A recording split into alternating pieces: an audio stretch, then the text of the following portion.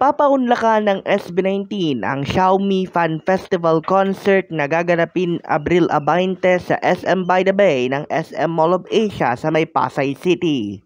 Kinumpirma ito mismo ng official social media platform ng prangkisa sa Pilipinas ng global smartphone maker pasado alas 3 ngayong hapon.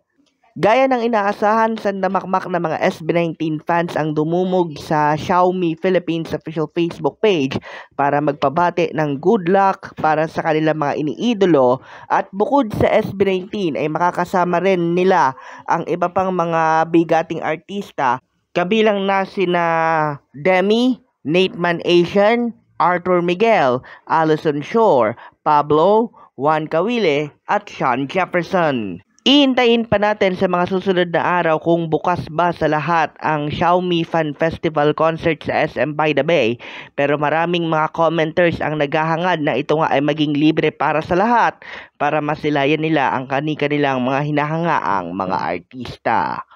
Abril 2 nang formal na ipakilala ng Xiaomi Philippines ang SB19 bilang kanilang pinakabagong endorser ng mga Redmi Note smartphone series para sa prangkisa rito sa Pilipinas ng Chinese smartphone maker na pangalawang pinakamalaking manufacturer sa buong mundo, kasunod ng South Korean giant na Samsung.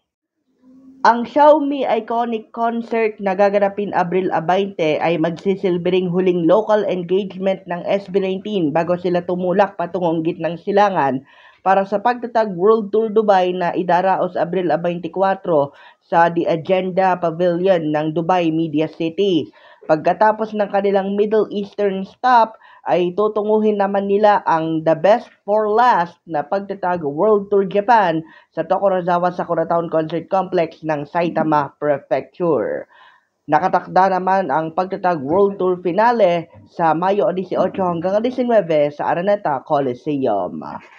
Para sa Mabuhay Radio News sa walang takot at walang pinapaboran at media partner ng pagtatag World Tour Japan, ito ang Senbat sa Patrol No. 2, Stephen Saraspe Perez.